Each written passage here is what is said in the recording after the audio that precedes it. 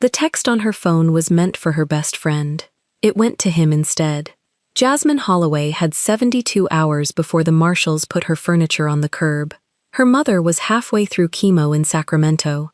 She counted the coins in the coffee tin and lied about a big job she did not have. Then she put on the cream blazer, the dusty rose blouse, the nude scarpin pumps, and walked into the marble lobby of the Seohan Group Tower like she belonged.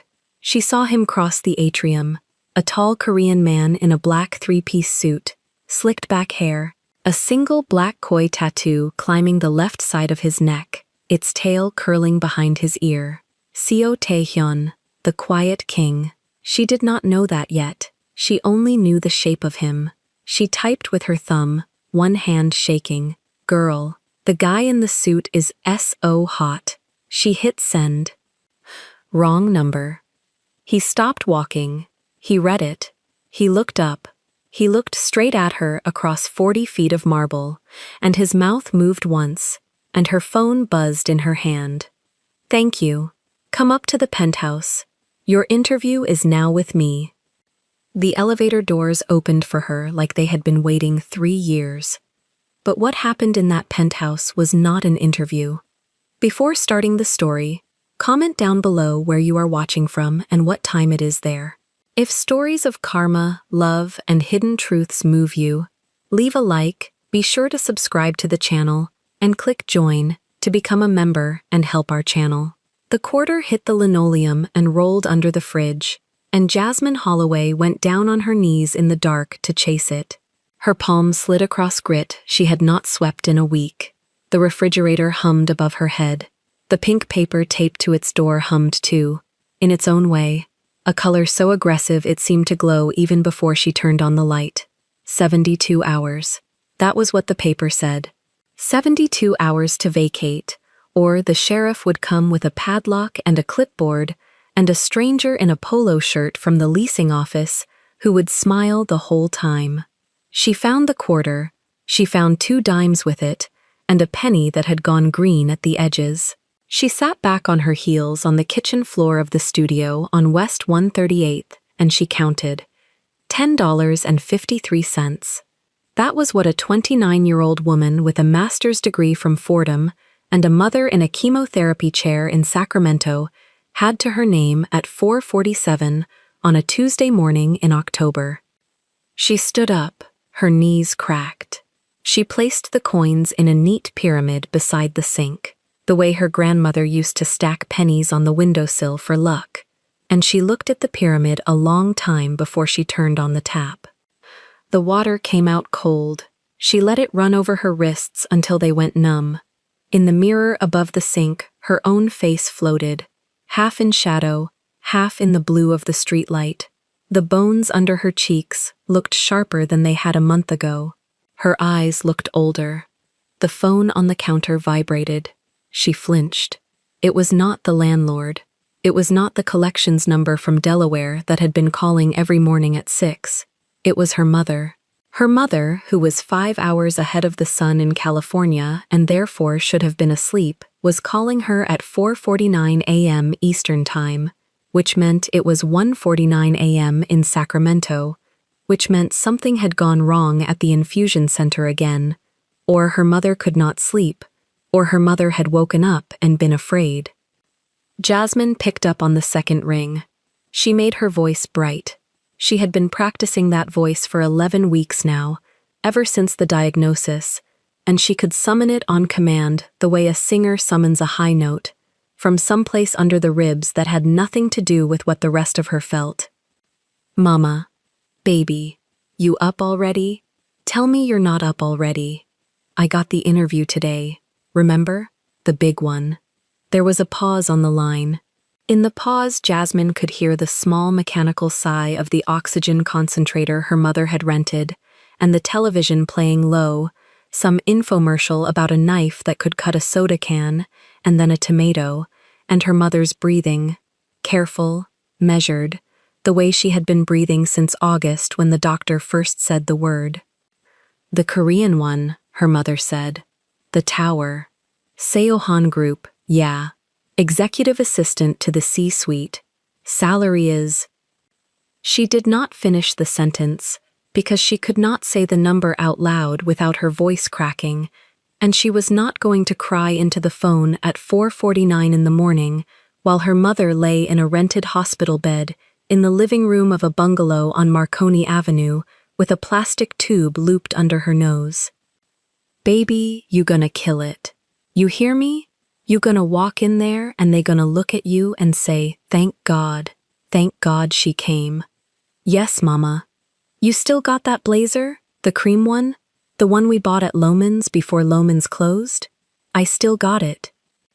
Wear it. Wear the pearls I sent you. I'll wear the pearls. She had pawned the pearls in July. She had pawned them at a place on Amsterdam, with a buzzer and a bulletproof window, and a Dominican man behind the glass who had counted out $400 in 20s without ever looking at her face. The pearls had gone into her mother's second round of chemo, which the insurance had decided at the last minute was out of network. She had not told her mother this. She was never going to tell her mother this. And baby, yes, Mama. You call me the second you walk out of that lobby. I don't care if it's good news or bad news. You call me. My phone is right here on the pillow. I will. I love you. I love you too, Mama. She hung up. She set the phone face down on the counter. She stood very still with both hands flat on the formica, and she breathed in through her nose for 4 counts and out through her mouth for 6, which was what the free meditation app said to do, and on the 4th breath, her stomach clenched, and she made it to the sink just barely in time. There was almost nothing in her to bring up. Coffee, bile, a single cracker she had eaten at midnight, standing in front of the open cabinet, like a woman receiving communion. She rinsed her mouth. She rinsed the sink. She rinsed the sink again, because she could not stand the sight of anything her body had refused, and then she brushed her teeth twice, and then she stood in the doorway of the bathroom, looking at the garment bag hanging on the closet door. The blazer was in the garment bag. So was the graphite pencil skirt she had bought at the Ann Taylor outlet in Elizabeth 2 years ago, when she had still been engaged to a man named Anthony Delgado. So was the dusty rose silk blouse that had been a birthday present from Danielle, wrapped in tissue paper, with a card that said, on the front, in Danielle's looping schoolteacher handwriting, "You are going to knock them dead. Kiss, kiss."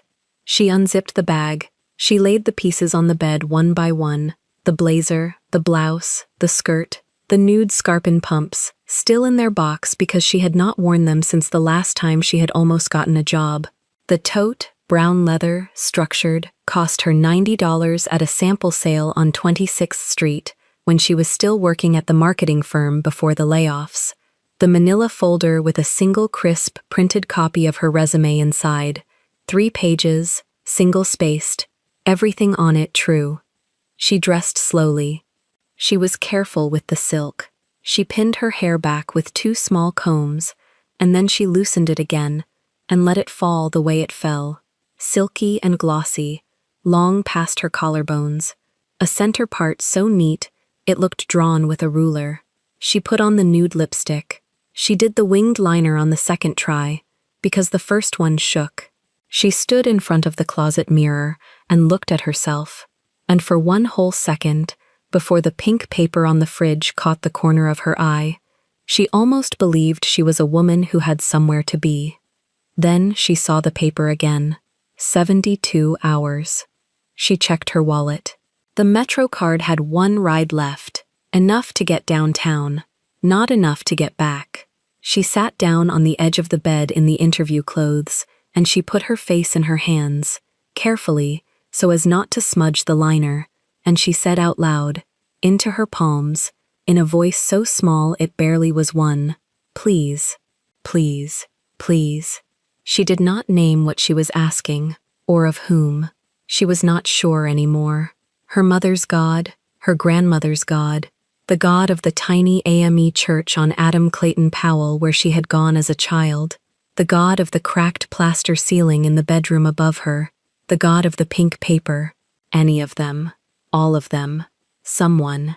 She sat like that for 1 more breath.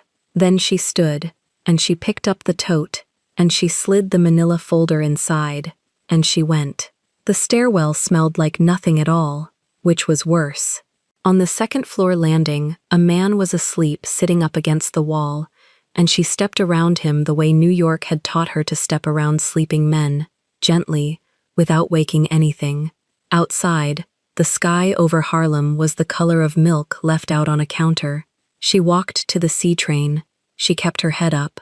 Her mother had told her once that a black woman with her shoulders back could walk into any room in America and make the room adjust to her, and Jasmine was going to believe that again now, for the next 14 hours, because she did not have the money to believe anything else.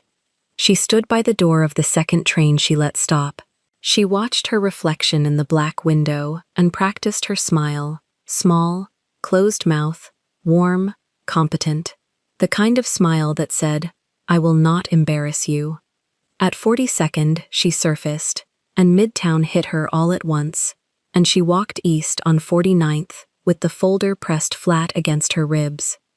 The Seohan Group Tower rose on the south side of the block like a black glass sword, driven straight down into the pavement. 60 stories, a curtain wall that reflected the pale sky and made the pale sky look thinner. At the base of the tower there was a plaza with 2 rectangular reflecting pools and a single steel sculpture, austere, unnamed, and above the revolving door there was one word carved into the granite in a font so restrained it was almost a whisper. Seohan. She stopped on the far side of the plaza. She checked her phone. 6:48. Her interview was at 7:30. She was too early by 42 minutes, which meant she would sit somewhere in the lobby, and she had spent her whole life understanding that when a black woman with no money sits in a marble lobby of a building where she does not yet belong, she must sit as though she has been sitting in marble lobbies her entire life, spine long, ankles crossed, phone in her lap, the folder placed at a precise angle across her knees, like a small brown rectangle of purpose. She could do that. She had done it before. She crossed the plaza. The revolving door pushed her gently out of the cold and into a wash of warm air that smelled faintly of citrus and money. Her heels clicked once, twice, 3 times on the polished stone, and then went quiet, as the sound was swallowed by the height of the ceiling and the reverence of the space. The lobby was 3 stories tall. The floor was Calacatta marble with veins of gold that ran, when she looked at them long enough, like rivers on a map of a country she had never visited. The walls were lined in slabs of the same stone, book-matched, so that every seam formed a butterfly. Behind the reception desk at the far end, there was a wall of water, actual water, sheeting silently down a plate of black granite into a channel cut in the floor, and above the water, there was one Korean character, etched in brushed steel, and to the left of the character, a small brass plaque in English that read, in a font too small to read from where she was standing, something she would only learn later. At the desk sat 2 young women in identical charcoal suits. Their hair was identical. Their earpieces were identical. They did not look up as she approached. Jasmine cleared her throat softly. "Good morning. I have a 7:30 with Ms. Yoon in HR. My name is Jasmine Holloway." The one on the left tapped a screen. The one on the right handed her a visitor badge on a black lanyard without meeting her eyes. "The waiting area is to your right, Miss Holloway. Someone will come down for you at 7:25. She thanked them. She turned. She walked the 20 long marble steps to the low bench along the east wall, and she sat, and she crossed her ankles, and she placed the folder on her knees at the correct angle, and she felt her heart begin the slow, deliberate work of not showing on her face. She took out her phone. She opened her thread with Danielle, who was awake, because Danielle was always awake, because Danielle had a 2-year-old and a 5th-grade classroom and a tortoise-shell pair of reading glasses on a beaded chain and a running commentary on all of it that started at 5 a.m. and did not stop until midnight. The last message from Danielle, sent 17 minutes ago, said, "Girl, you in that lobby yet? Send me a pic, I want to see the marble." Jasmine smiled, small, private, the first real smile of the morning. She lifted the phone, angled the lens up to catch the marble climbing the wall behind the reception desk, tapped the shutter. She attached the photo and began to type. Girl, this lobby. I cannot, these people got a waterfall. Marble on the walls like an Italian palace. I've been sitting here 9 minutes and my edges is intimidated. She paused. She looked up. The elevator bank was at the far end of the lobby, past the reflecting channel, where the water disappeared into the floor. 6 sets of doors, 3 on each side, all brushed brass. Beside the doors stood a small formation of men in black suits, 4 of them, positioned the way she had once seen the honor guard positioned at a state funeral on television, still, angled, unspeaking. In front of them, half a step ahead, stood a 5th man. He was reading something on his phone. He did not appear to be reading it in the way most people read a phone at 6-something in the morning, which was to say he did not appear tired, or bored, or rushed. He was simply reading. His shoulders under the black jacket held a line so straight it looked engineered. His hair was slicked back from a high forehead in a way that belonged to another decade, or maybe to no decade, and even from 30 feet away, Jasmine could see that whatever suit he was wearing had not been bought off any rack in any store she would ever set foot inside. She could also see, because the collar of his shirt was a crisp Arctic white, and the skin of his neck above it was uncovered, a single dark shape rising along the left side of that neck. She had to squint to be sure. It was a fish, a koi, drawn in the old ink, black on skin, its spine curved, and its tail curling up behind his ear, its head disappearing under the shirt collar, one gilded scale line catching the light above the fabric. A koi, on the neck, at 6:52 in the morning, on a man in a 3-piece suit standing in the lobby of one of the tallest black towers in Midtown with 4 bodyguards behind him. Jasmine's thumbs began to move again on their own. Danielle. The guy in the suit is so hot, like the kind of hot that is a problem. Slicked back hair, koi tattoo on his neck. I am not okay. I think he might own the building. Actually, I think he might own the block. I am sitting here, in my little Ann Taylor skirt, trying not to look, and it is not going well. Send help. Send Jesus. Send a fan. She read the message back to herself. She grinned into her palm. She scrolled up to the top of the thread to make sure she was sending it to Danielle Whitaker and not, God forbid, to her mother. And she saw at the top of the screen the little contact photo, a picture of Danielle laughing at a beach in Rockaway 2 summers ago in a big yellow sun hat, and the name below it, and she thought yes, good, safe, and she hit send.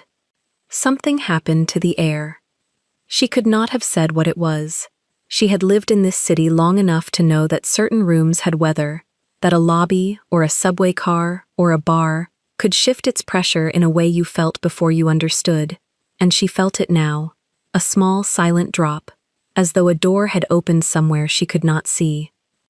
She looked up from her phone. The man with the koi on his neck was no longer reading.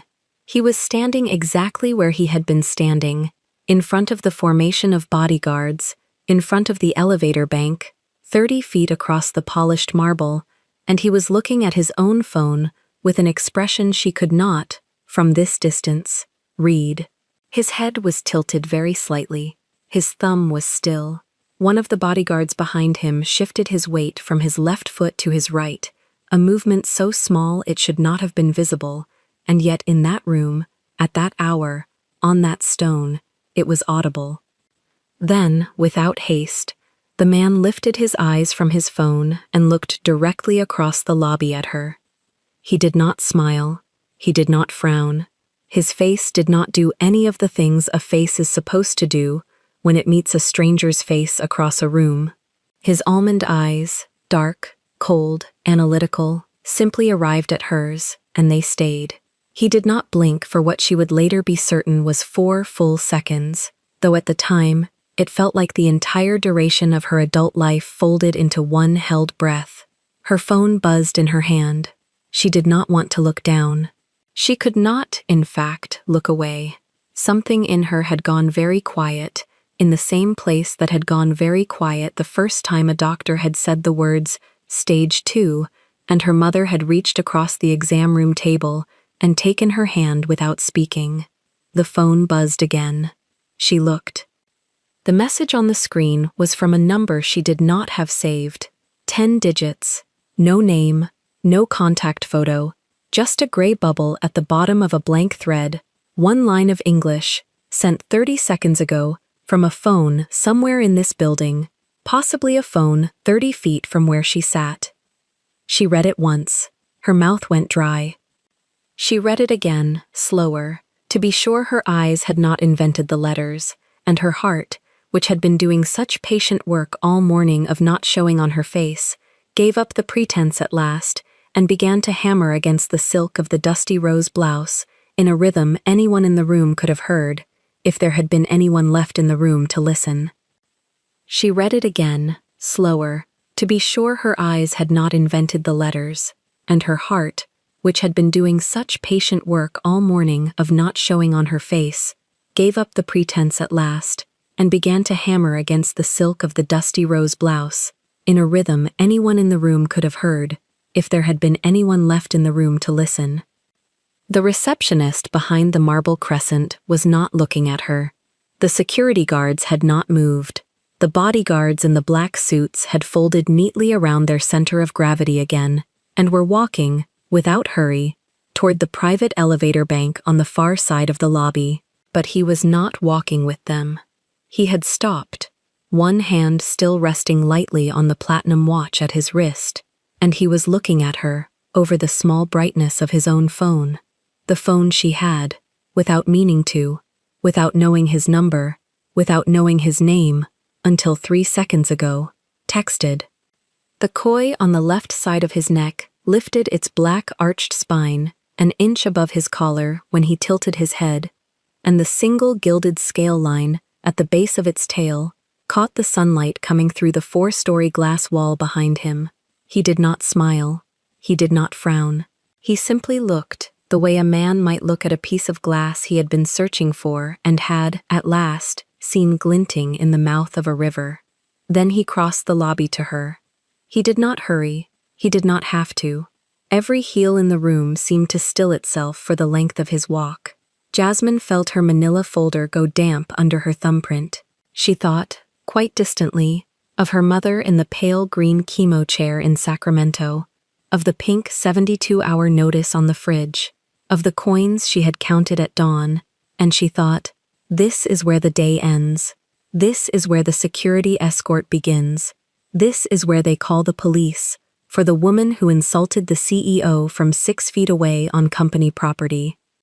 He stopped exactly 1 polite pace from her, close enough that she could smell him, which was almost nothing, a clean cotton smell and the faintest ghost of something like cold cedar.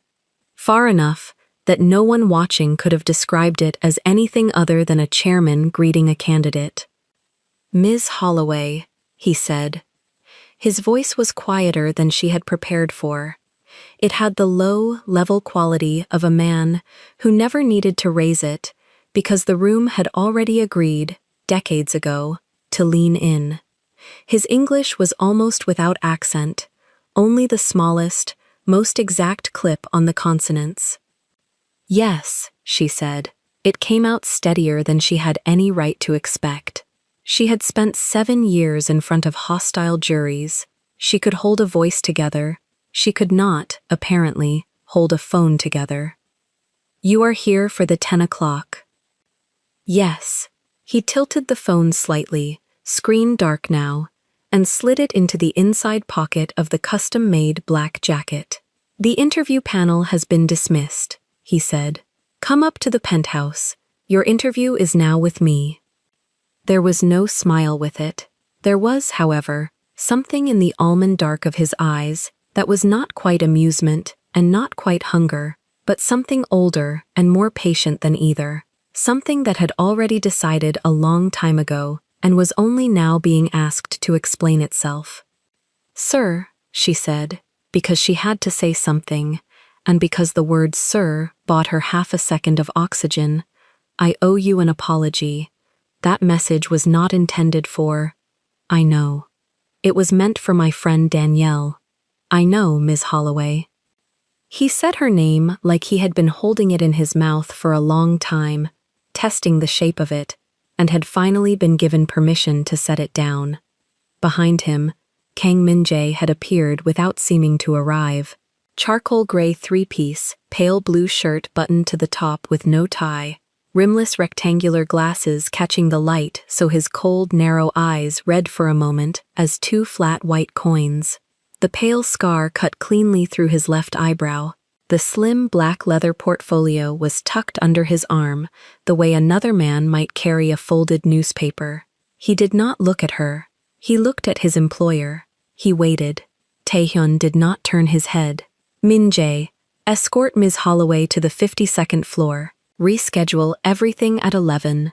Move the Berlin call to 3. Sir. And bring coffee. She takes it black." Jasmine had not told anyone in the building how she took her coffee. She had not told anyone in the building anything at all except her name. "Come," Taehyun said, and he did not offer his arm, and he did not touch the small of her back, because he was not that kind of man in public, and, she would learn later, not that kind of man in private either. He was, instead, the kind of man who simply began walking and trusted the room to arrange itself behind him. She followed. Her nude scarpin heels sounded suddenly very loud on the marble. She felt the eyes of the receptionist find her back at last and stay there. She felt her phone, still gripped in her left hand, buzz softly against her palm. She did not look at it. The private elevator was on the far wall, behind a slab of matte black granite that split silently when Min-jae pressed his thumb into a hidden reader.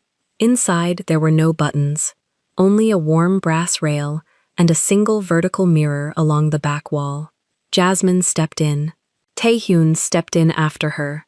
Min-jae stepped in last and stood at a careful angle in the corner, eyes down, portfolio under his arm, as if he had rehearsed for years the exact number of degrees of shoulder rotation that would make him invisible.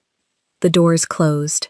The car began to climb, so smoothly that only the small pop in her ears told her they were moving at all. She caught herself in the mirror, deep brown skin with the small golden shine the sun had given her by the window that morning while she counted coins. The straight, silk-pressed hair, glossy, falling past the neckline of the blazer, the impeccable center part, the graphite pencil skirt, the dusty rose blouse, the cream blazer, the manila folder held with two hands now, like a shield. Her lipstick, nude, was still perfectly in place. Her winged liner had not smudged. From the outside, she looked exactly like a woman who belonged in this elevator. From the inside, she was still the woman who had thrown up in the kitchen sink at 6:47 that morning. She met his eyes in the mirror. He was already watching her there. He had not been looking at her body. He had been looking, she realized with a small confused warmth, at her hands, at the folder, at the way her thumbnails were bitten shorter than the rest. "You are nervous," he said quietly. "Not a question. I'm interviewing for a paralegal position, Chairman. I'm supposed to be nervous. You are not interviewing for a paralegal position." The elevator kept climbing. She did not answer that. She could not. She had been rehearsing, all the way over on the bus, the difference between chairman and sir, between yes and yes, sir, between a smile that was too grateful and a smile that was too small, and none of that rehearsal covered this. "Ms. Holloway," he said, softer, "may I see your phone?" It was not a question either. He did, however, add "please," which was the first thing about him that surprised her. She looked down at the phone in her palm. The screen had gone dark. She could still see, ghosted in her head, the exact placement of her own words. The koi tattoo. The suit. The word hot in lowercase, because she had been texting fast, because she had been trying to be funny for Danielle, because at 9:52 in the morning, after 2 years of grief and eviction notices and cheap ramen it had been, briefly, the only human thing left in her that still worked. The ability to notice that a stranger was beautiful. She turned the phone face down in her hand. She did not give it to him. "With respect, Chairman," she said, "if you are going to fire me from a job I do not yet have, or press a complaint, or ask HR to remove me from the building, I would prefer we do it in a room with a door and a witness. I am not going to hand you my phone in an elevator." Min Jae's eyes, behind the rimless glasses, did not move, but something in the line of his mouth got, for the smallest possible instant, tighter. She did not know if it was disapproval or the private, unwilling beginning of respect. Taehyun did not react at all. He simply nodded, once, as if she had confirmed a small internal hypothesis he had been running for the last 90 seconds. "Good," he said. The elevator opened. She had expected a floor. What she stepped into was a room the size of a floor. 52nd story, entire footprint of the tower, one continuous open plan wrapped on 3 sides in floor-to-ceiling glass. Downtown Los Angeles lay spread out beneath them in the flat white morning light, the freeways moving like slow silver rivers, the ocean a pale bright bar on the far edge of everything, herringbone dark oak underfoot, a long single slab of black walnut for a desk, 2 low sofas in a graphite boucle, a cabinet, closed, that she was certain held either a wet bar or something much less friendly, fresh white orchids on a side table, arranged by someone who had been paid a great deal to make them look as if they had arranged themselves. There was no other person in the room. Min Jae stopped at the elevator threshold. He did not step out. "Sir, the coffee." 2 minutes. "Sir, the coffee." 2 minutes. "Sir, the coffee." 2 minutes. "Sir, the coffee." 2 minutes. "Sir, the coffee." Jasmine stood on the herringbone oak with her manila folder in both hands, and for a full breath could not remember what her legs were for. "Please sit," Taehyun said, and walked past her, past the desk, past the sofas, to the far corner of glass where 2 low leather armchairs faced each other over a small round marble table. He did not sit behind the desk. She noted that. A man who wanted to intimidate her would have sat behind the desk. A man who wanted to seduce her would have gestured to the sofa. He had chosen the 2 chairs, equidistant, no barrier, the whole city as background instead of him. She sat. She placed the folder on the marble between them, printed resume side up, her name in a clean serif on the top line. Jasmine Holloway, 29, UCLA, cum laude. 6 years at Whitfield and Cross, 1 glowing letter from a partner, 2 years of gaps she had learned to smooth over with words like family caregiving and consulting. He did not look at the folder. He sat opposite her, one long leg crossed neatly over the other at the knee, and set his phone, face up now, on the marble between them. Her message was still on the screen. He had not deleted it. He had not closed it. It sat there in blue between them, like an object she was being asked, at last, to identify. A girl.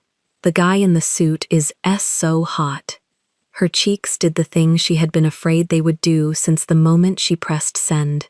Deep brown skin does not blush the way pale skin blushes, but she felt the heat rise up the sides of her neck all the same, and she knew, from the small softening at the outer corner of his left eye, that he saw it. "I would like to ask you 3 questions, Ms. Holloway," he said, "before we discuss the offer." "The offer, Chairman?" "Yes. You have not interviewed me. I have been interviewing you for 11 minutes. She held his eyes. She did not look away. She had learned that much from 7 years of hostile juries, at least. 3 questions, she said. First, the eviction notice on your refrigerator, 72 hours, correct? The room went, for 1 full second, entirely without air. She had not put that on the resume. It was not on any public record. She had paid the late fees in cash to keep it off the court docket. Danielle knew. Her mother did not know. Her mother could not know. No one in this building, no one on this floor, no one on this continent should have known. How? Second, your mother, Sacramento. Stage 3. The oncologist she likes is Dr. Amara Bello at UC Davis, but the insurance will only cover a physician at a facility 22 miles farther away, which is why she has missed 2 of her last 4 infusions. Correct? Her hands had gone very cold on the marble. Third, he leaned forward, just slightly, and his voice dropped so far that she had to lean forward too to hear him, and later she would understand that he had done that on purpose, that he had made her, in a small physical way, meet him halfway before he asked. Ms. Holloway, when you sent that message this morning, in the lobby of a building owned by a man whose face is on the cover of every business magazine in 3 countries, did you know who I was? She thought about lying. She thought about it for the length of 1 heartbeat, because a lie, right now, might be the only thing that got her out of this room, with her dignity in her hand and her manila folder under her arm. Yes, Chairman, I knew. I did it on purpose. I am a woman with a plan. She thought about her mother in the pale green chair. She told him the truth. No, she said. I did not know who you were. I had never seen your face before this morning. I thought you were a beautiful stranger crossing a lobby, and I thought my best friend, who has watched me cry for 2 years, deserved to hear that I could still notice such a thing. I sent it to the wrong number. That is the entire story, Chairman. I have no other angle. I am not a plant. I am not a journalist. I am not sent by a competitor. I am a woman who is 2 months behind on her rent, whose mother is sick, and who came here today, in the last suit she owns, to try, one more time, to be hired at a wage that will let her sleep through the night. He did not answer for a long moment. Somewhere far below, a siren moved through downtown and was gone. Then he reached across the small marble table, and he picked up her manila folder, and he did not open it. He set it on the empty chair to the left of him, out of the way, as if the resume inside it had already become the least interesting document in the room. Ms. Holloway, he said, I am going to make you an offer. You are going to want to say no. I am going to ask you, before you say no, to listen to the entire offer, and then to think about your mother, and then to answer. The elevator chimed softly behind her. Min Jae stepped out with a small black lacquer tray, a single white cup, black coffee, no sugar, no cream, no spoon.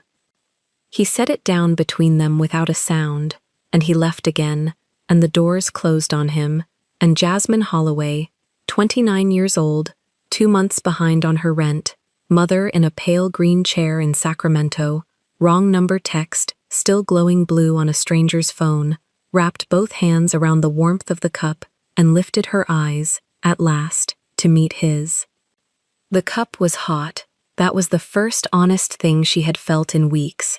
Not the paper-thin heat of a coffee cart cup pressed into her palm on the walk from the bus stop, but a deep ceramic warmth that traveled through her fingers and settled somewhere behind her sternum, right where the fear had been living. She held it there, and she looked at him. Seo Tae-hyun did not sit at once. He stood on the other side of the low table, one hand loose at his side, the other resting on the back of the chair he had not yet claimed. He watched her the way a man watches a candle he has just lit, checking that the flame will hold. "Drink," he said. She drank. It was strong. It tasted of caramel and burnt sugar, and something quieter underneath, something almost floral, and she understood, without asking, that the beans had cost more than her rent. He sat. Between them, on the black walnut table, lay a single sheet of cream paper. No folder, no logo, just the paper, and a black fountain pen, aligned with its top edge, and beside the pen, a small platinum keycard, the length of a matchstick. "Miss Holloway," he said. His English was precise, low, unhurried. "I did not bring you here for an interview." She set the cup down. She kept her hands around it. "You brought me here because of the text." "I brought you here because of the text," he agreed, "but not to punish you for it, not to laugh at you for it, not to correct you for it." He paused. His eyes did not move from her face. "The text was the first true sentence anyone has spoken to me in this building in 9 years." Jasmine's throat closed. She had not expected that. She had expected leverage. She had spent the elevator ride cataloging what he could take from her, and it had never occurred to her that he might mean to give her something instead. "I don't understand," she said. "You will." He touched the edge of the cream paper with one finger and slid it 2 inches toward her.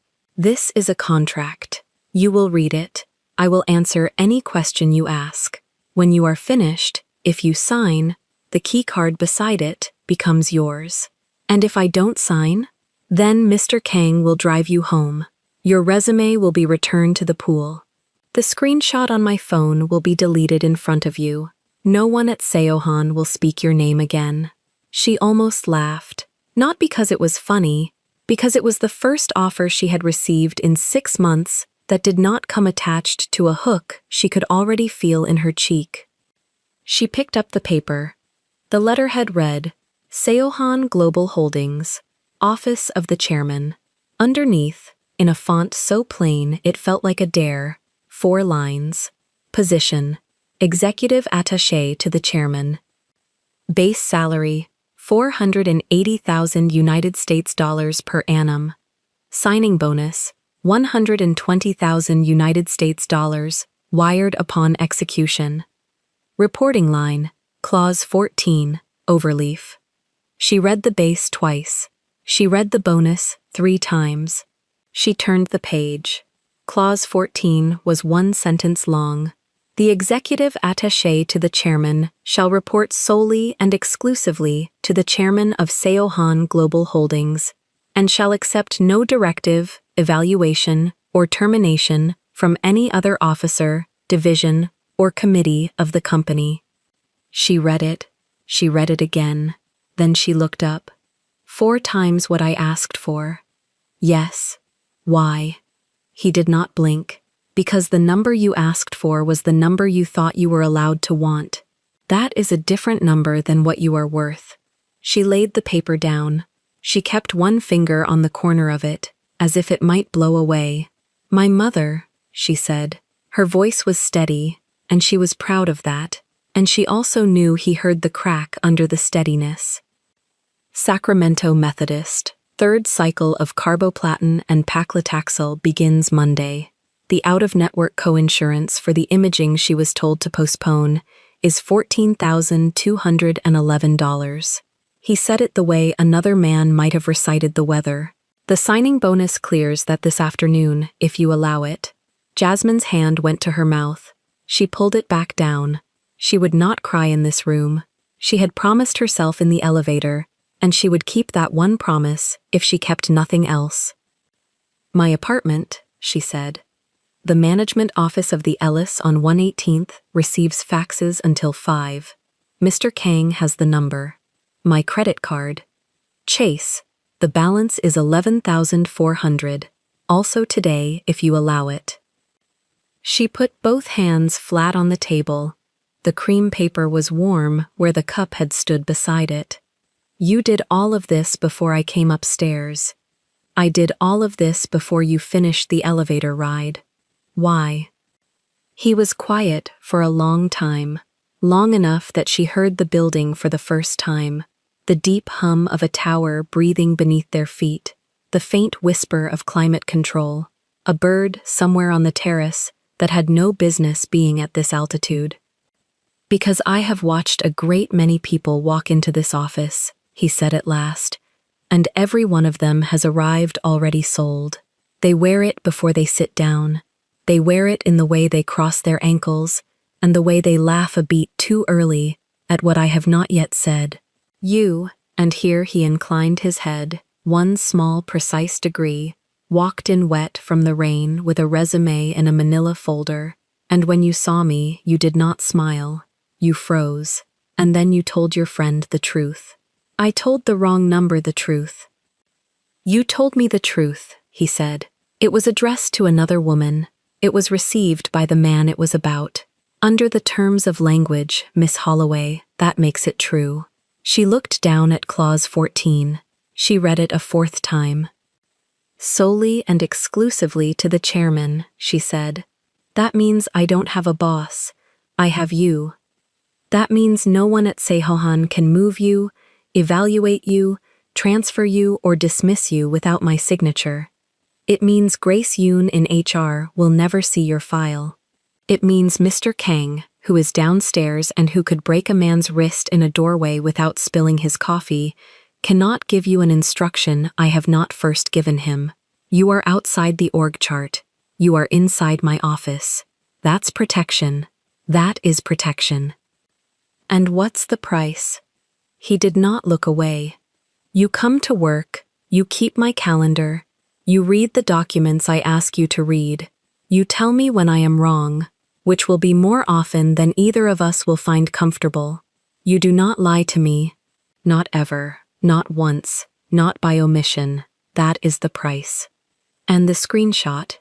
The screenshot lives in the second drawer of this desk, he said. He tapped the walnut. It does not live on my phone. It does not live on any server. It is printed on one piece of paper. On the day you decide to leave, I will hand it to you, and you will burn it in front of me if you wish, or you will keep it as a receipt of the day you told a stranger I was hot. The choice will be yours, not mine. She almost smiled.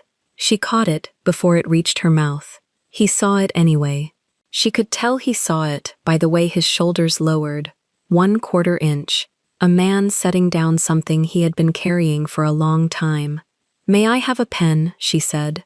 He slid the black fountain pen across the walnut with one finger. Her hand shook when she picked it up. She let it shake.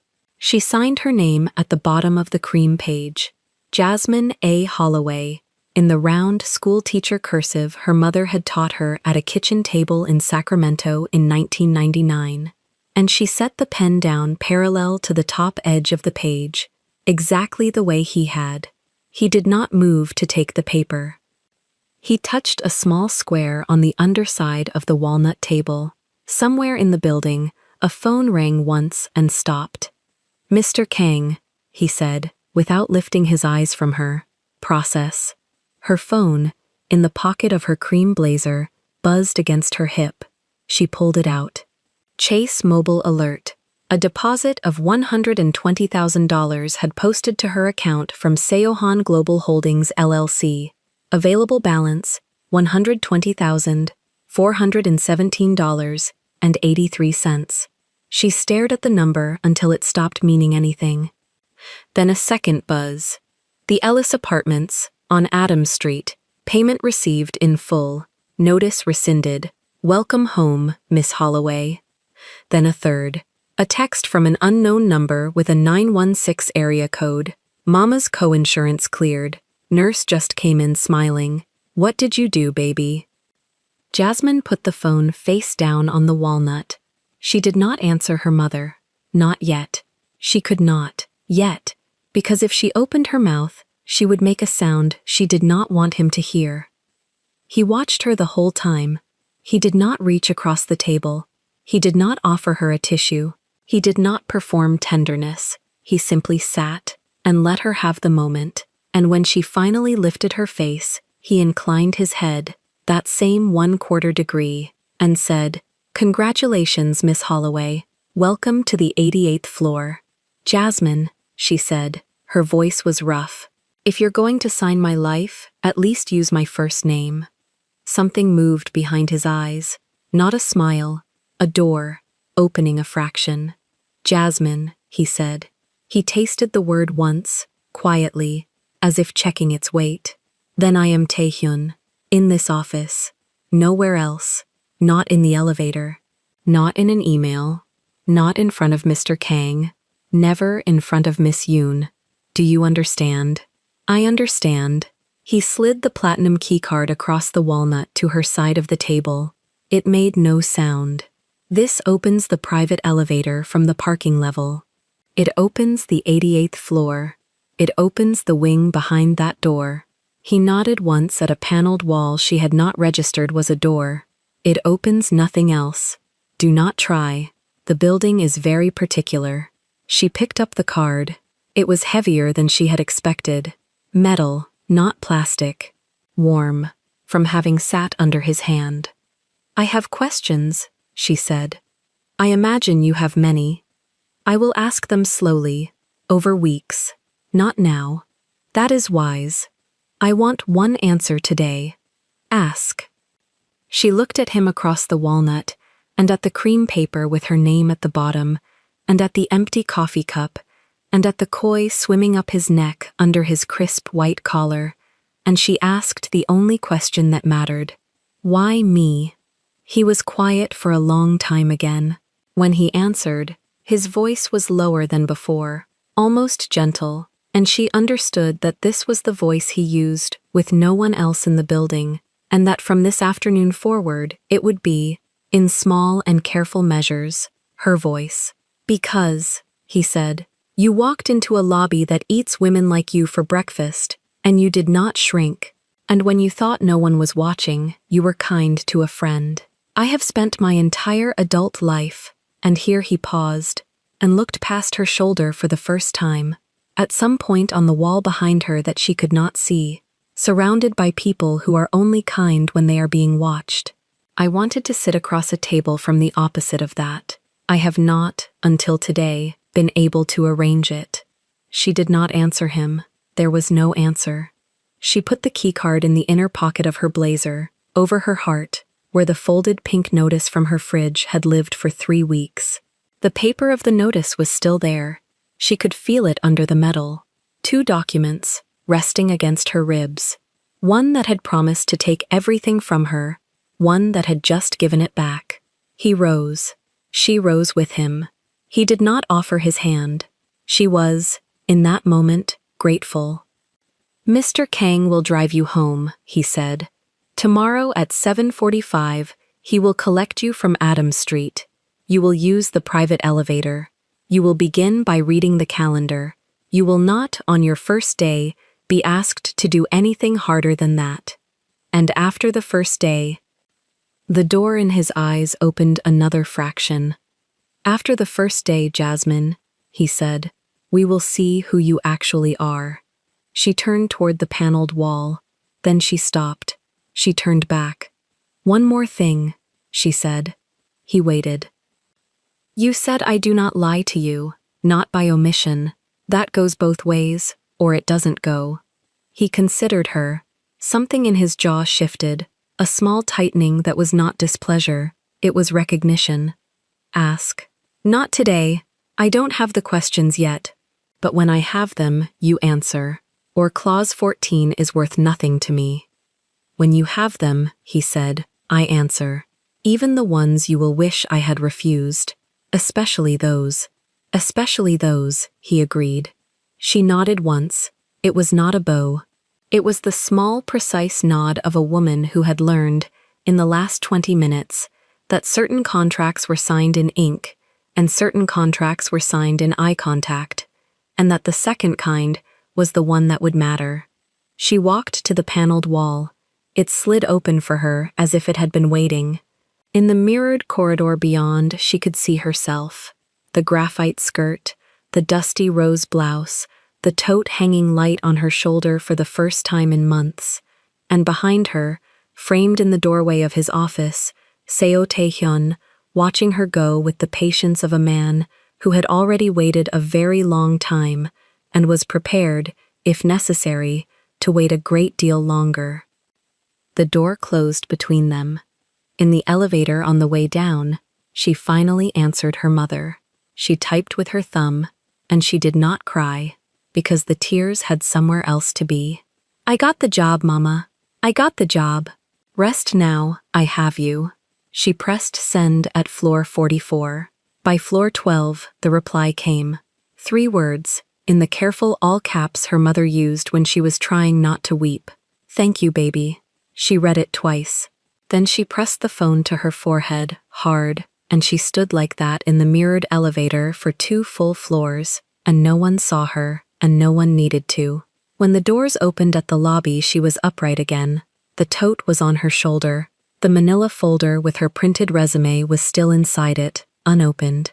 She would keep the resume. She would put it in the drawer of her nightstand, under the photograph of her mother at 52, and she would look at it, from time to remember the woman who had walked into this building believing she was here to beg. Jasmine Holloway, 29 years old, executive attaché to the chairman of Siohan Global Holdings, stepped out into a marble lobby that had, that morning, watched her arrive as prey. She walked across it now, without hurrying. Her heels made no apology on the stone. Somewhere above her, on the 88th floor, a man was sliding a printed screenshot into the second drawer of a walnut desk and locking the drawer with a small brass key and putting the key in the inner pocket of his black waistcoat, over his own heart, exactly where she had put his platinum card over hers. Neither of them, that afternoon, understood yet what they had built. She thought she had been rescued. He thought he had been chosen.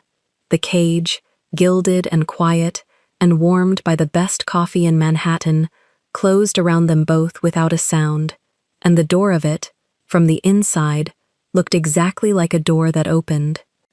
The envelope came to her at 11:47 on a Thursday morning, and the way Kang Min-jae set it on the corner of her desk was the way a man sets down a lit match near dry paper.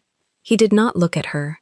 He did not speak. He tapped the manila once with the pad of his index finger, adjusted the rimless rectangular glasses on the bridge of his nose, and walked out of her office with his slim black leather portfolio tucked under his arm and the earpiece in his right ear catching the light. The envelope was sealed with a strip of black wax. No name, no address, just a small printed line at the bottom in Korean characters she could not read, and beneath them, in English, 3 words, "Deliver by hand."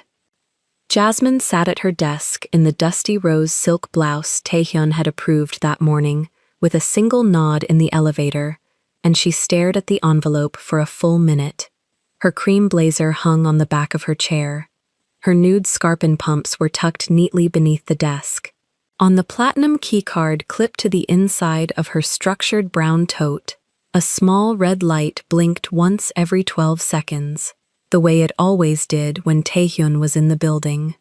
Kang had told her the address on his way out, a restaurant in Koreatown, 32nd Street. She was to hand the envelope to the man behind the counter, say nothing, take nothing back, and return to the tower. It was, he had said in his flat, careful English, a small thing, a trust exercise, a courtesy the chairman was extending. She did not believe him. She took the envelope. She rode the private elevator down. The black car was waiting under the porte cochere with the rear door already open, and the driver, whose name she did not know and had never asked, tipped his head a quarter inch as she slid onto the leather. The city moved past the tinted window in gray plains. She held the envelope on her lap with both hands, thumbs pressed lightly against the wax, and she felt her heartbeat inside her wrist, where the delicate gold watch sat against the pulse. She was not going to open it. She told herself this at 6th Avenue. She told herself again at Broadway. She told herself a third time when the car turned onto 32nd and the neon began. Red script, green script, gold script, letters she did not know, the smells of grilled short rib and garlic and hot sesame oil bleeding through the sealed window. At the curb, she did not get out. She sat with the envelope on her lap and looked at the wax seal, and she thought of her mother in Sacramento, 3 weeks into the second cycle, her hair in a printed silk scarf. She thought of the pink notice that had lived on her fridge for 11 days. She thought of Taehyun's koi tattoo, the arched black spine visible above his crisp white collar, the head of the fish disappearing beneath the linen like a swimmer going under. She thought, I am carrying something, and I do not know what. She lifted the wax seal with her thumbnail. It came up cleanly, the way expensive wax does. The flap opened. Inside were 4 things: a dark red passport, cover worn at the corners, the gold eagle rubbed dull. She did not have to open it. She knew the shape of an American passport in her hand. She opened it anyway. The photograph on the biometric page was Anthony Delgado. Olive skin, short gelled dark curly hair, thick brows. The small chipped front tooth caught the flash. The name beneath the photo read Anthony Michael Delgado, and the date of birth she had once memorized, because he had once been the man she was going to marry.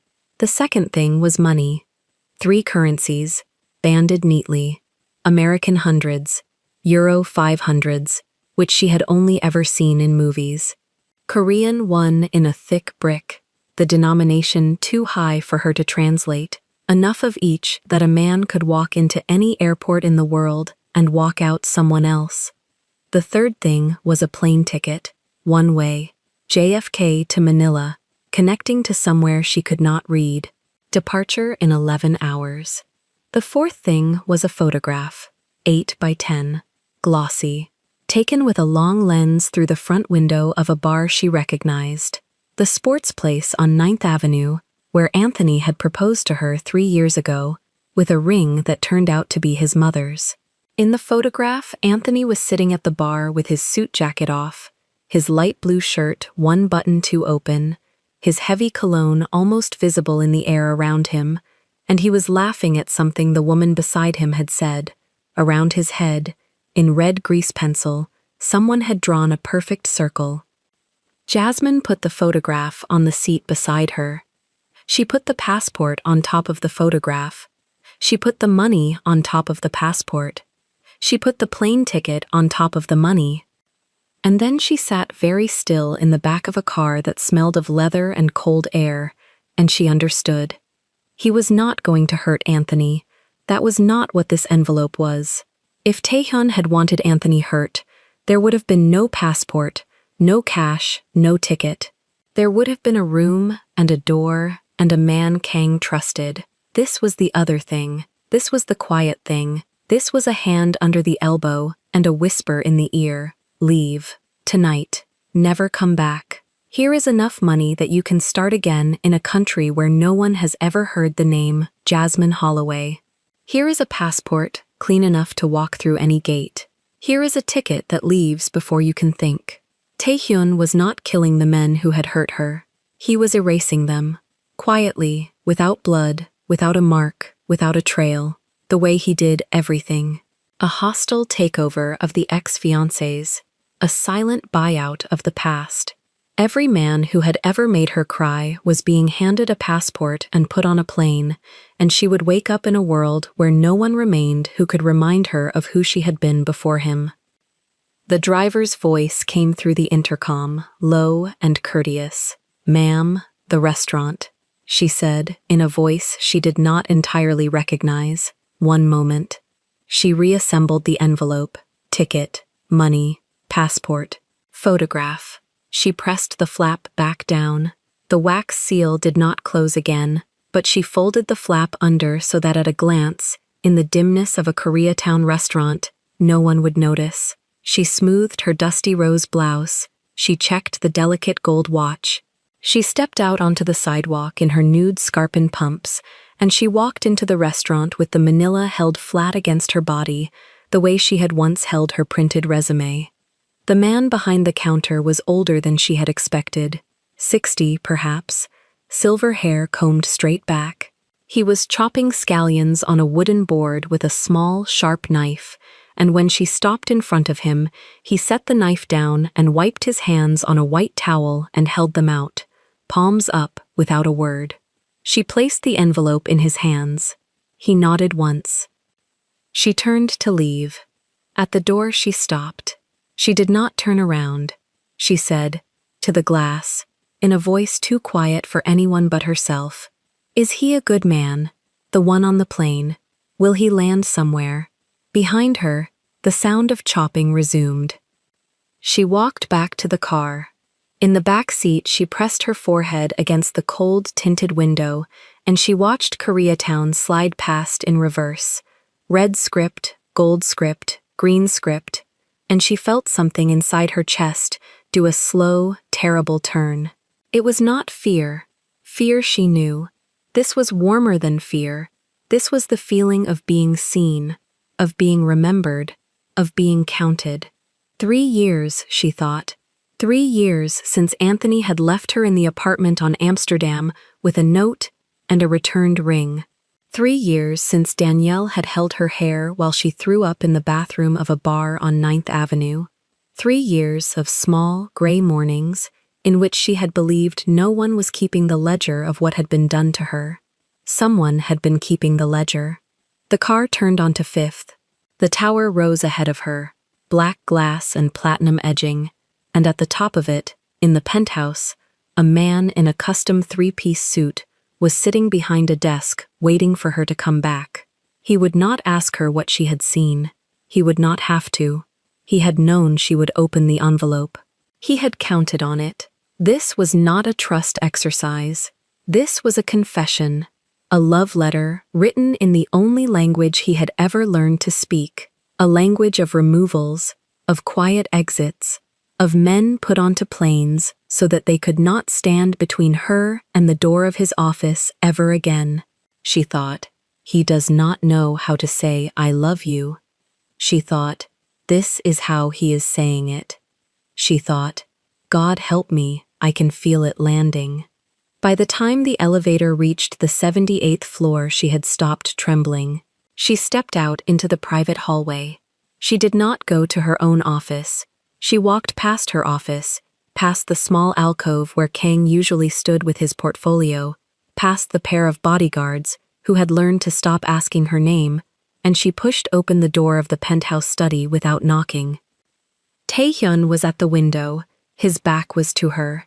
The black koi on the left side of his neck was fully visible above the collar of the crisp white Egyptian cotton shirt, the arched spine catching a line of afternoon light, the single gilded scale line burning like a small, cold flame. His custom 3-piece was unbuttoned at the jacket. His black silk necktie was perfectly straight. On the desk beside him, the slim black leather card holder, the platinum Swiss watch on his left wrist, the signet ring on his right pinky. He did not turn. He said, in Korean accented English, precisely as gentle as a hand laid on a bird, "Did you deliver it?" She said, "Yes." He said, "Thank you." She said, "Why him?" There was a very small silence. He turned. His almond-shaped dark eyes were as unreadable as they had been in the marble lobby the day she had sent him the text meant for Danielle. The perfectly sculpted jawline, the straight nose, the flawless uniform skin. He looked at her the way he had looked at her that first day, the way a man looks at a document he has been trying to authenticate for a long time. He said, "Because you cried on a Tuesday in February 3 years ago, and someone had to answer for it." She said, "You don't know that I cried." He said, "I know." She said, "How?" He said, "That is not the question you came here to ask." She was quiet.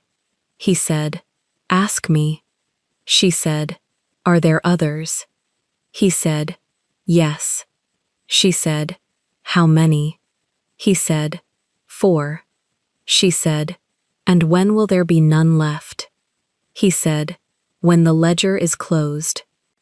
She stood in the doorway of his study in her graphite pencil skirt and her dusty rose blouse and her nude scarpin pumps, and she felt the golden cage settle another 1/4 inch tighter around her ribs, and she felt, this was the worst of it, the part she would not admit to Danielle for another 3 weeks. She felt grateful. She said, "And when the ledger is closed, what then?" He did not answer for a long moment. Then he said, "Then you will know that no one is left who has ever made you cry, and you will decide whether you can stand the man who made that true." She said, "That is not love." He said, "No. It is the shape love makes when a man like me tries to hold it." She said, "Put me down." He said, "I cannot." She said, "Try." He looked at her. The koi shone above his collar. Somewhere far below, on Fifth Avenue, a horn sounded once and stopped. The afternoon light on the desk caught the edge of the platinum keycard clipped to the inside of her tote, and the small red light blinked once. 12 seconds late. He said, "Sit down." "Please, there is coffee." She did not sit. She said, "I need to go home." He said, "Of course." She said, "I need to not come back tomorrow." He said, "Your mother's third cycle begins on Monday. The hospital has your card on file. The rent on your apartment is paid through the end of the year. Nothing you do tomorrow changes any of that. Take the day, take the week. Come back when you are ready." She said, "And if I am not ready?" He said, "Then I will still be here." She left the study. She rode the private elevator down alone. In the marble lobby, the security men did not look at her.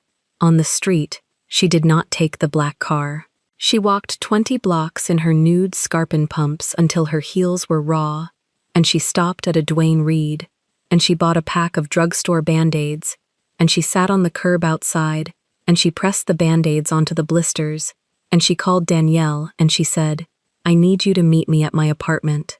Bring wine. Bring the good wine. Bring your reading glasses. I have to show you something, and I have to say it out loud, or I am going to marry a man who is putting other men on planes for me." Danielle said, "Girl, what?" Jasmine said, "Just come." She hung up. She sat on the curb in her cream blazer and her graphite pencil skirt with Band-Aids on both heels, and she watched the yellow cabs and the delivery bikes and the ordinary people going home from ordinary jobs, and she felt the cage around her ribs breathe in and breathe out and settle. Somewhere in Manila, in 11 hours, a plane was going to land with a man on it who no longer had a country. Somewhere in a Koreatown restaurant, an old man was chopping scallions again. Somewhere on the 78th floor of a black glass tower, a man in a custom 3-piece suit was sitting behind a desk and waiting, because he had been waiting for a very long time already, and one more evening was nothing to a man who counted in years. She thought, "He is not going to let me go." She thought, "And I do not entirely want him to." She thought, "God, Danielle, please hurry." A pigeon landed near her left foot and began working at a torn corner of pretzel with a patience she envied. She watched it. She thought about the old man behind the counter, the small sharp knife, the wooden board, the way he had held out his hands palms up as if he had been waiting for the envelope all afternoon and possibly all his life. She thought about how many envelopes he had received in his years behind that counter. She thought about how she had become, without her consent and without her knowledge, one of the reasons an envelope existed. She thought about the woman in the photograph, laughing at whatever Anthony had said. Someone was going to call that woman tonight and tell her the man she had been seeing had gone home to visit his sick uncle in Boca Raton. The lie would be clean. The lie would be gentle. The lie would hold for a month, and then 2, and then the woman would stop asking, because women learned early to stop asking after men who did not come back. Taehyun had planned the lie too. She was certain of it. He planned every lie the way other men planned dinner parties. Her phone buzzed against her thigh. "Danielle, 15 minutes, 2 bottles, on my way." Jasmine stood. The blisters flared. She started walking. She thought, "I have to hear the whole story before I decide anything. I have to hear it from someone who does not want anything from me. I have to hear it from the one person in this city who has never lied to me, even when the truth was bad." She thought, Danielle will know. Danielle always knew. Danielle had known about Anthony before Jasmine had known about Anthony, and Danielle had held her tongue for 6 months because that was the kind of friend Danielle was. She thought, "Please, this time, tell me the whole thing." She thought, Please, this time, do not hold your tongue." The call did not come through the front desk. It came through Grace Yoon's assistant, a soft voice on the internal line, asking Jasmine to step down to the 22nd floor for a routine compliance review. Routine. The word floated in the receiver like a lie wearing perfume. Jasmine set her pen down. She smoothed the graphite skirt over her knees. She told herself the shake in her fingers was low blood sugar, nothing more, and she stood. The elevator ride was 7 floors of held breath. The mirrored walls returned a woman she almost recognized. The silk press still glossy, the dusty rose blouse still crisp, the cream blazer still buttoned at the waist. Only the eyes had changed. Only the eyes had learned to flinch at doors. The 22nd floor had no windows. She had never noticed that before. The corridor smelled faintly of new carpet and old paper. Grace's assistant, a young woman with a lanyard and a rehearsed smile, opened a door marked HR Compliance Room B and gestured her in without looking at her face. The room was smaller than a walk-in closet.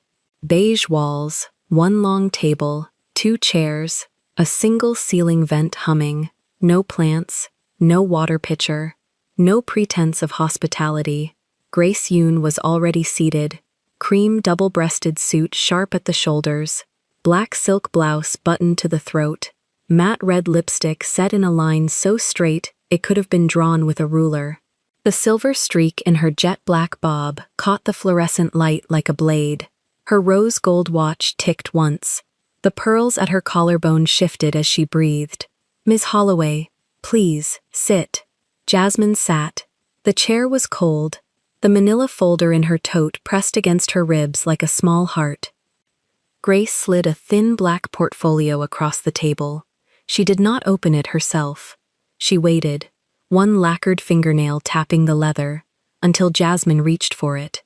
"I want you to know," Grace said, and her voice was gentle, and that was the worst part. "This is not a punishment. This is a courtesy." Jasmine opened the portfolio. The first photograph was of her own front door, the pink 72-hour eviction notice, still taped to the peeling paint, time-stamped 10 weeks ago, 6:14 a.m. She remembered that morning.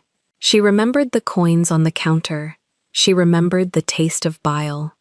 The second photograph was of the sink, her sink, taken from an angle that could only mean the kitchen window. She had thrown up in that sink at 6:19 a.m. The photograph was time-stamped 6:20. Her breath left her in a small, private sound. The third photograph was of her mother in the chemo chair in Sacramento, thin blue blanket over her knees, ivy line taped to the back of her hand, a paperback open on her lap, the nurse's badge visible in the corner, time-stamped 4 weeks ago. Jasmine had not been there that day. Jasmine had been at the Seohan Tower, learning how to bow at 45 degrees. The fourth photograph was of a receipt. Mercy General Oncology Center. Balance paid in full.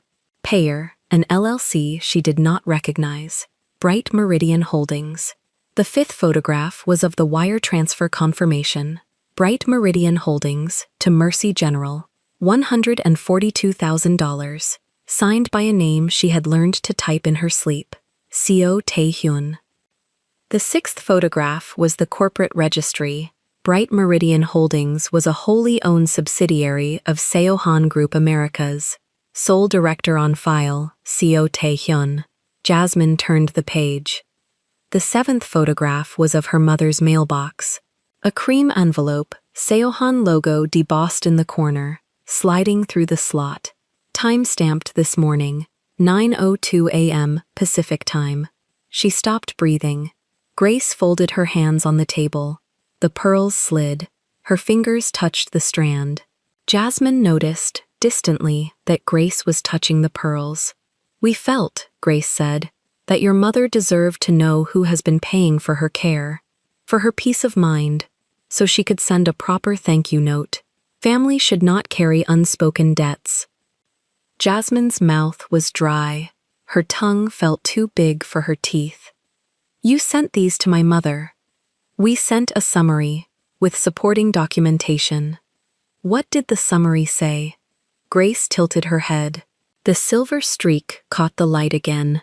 It said what was true, that her daughter had entered into a private employment arrangement with the chairman of Seihan Group, that the arrangement included a compensation package that had, incidentally, covered her medical costs. It included the signed contract. It included the salary schedule. It included, and here Grace paused, and her fingers left the pearls, the screenshot. What screenshot? The one from the lobby, the one you sent by mistake. Jasmine's vision went white at the edges.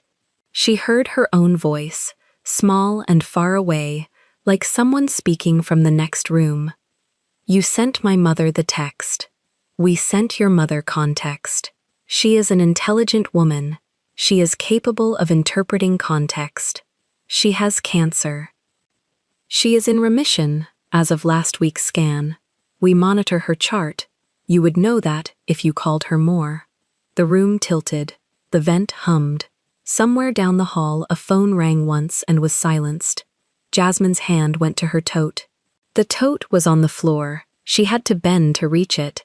When she bent, her hair fell forward, and she smelled her own shampoo, and she thought, this is what humiliation smells like. It smells like coconut oil and rose water and cheap fluorescent light.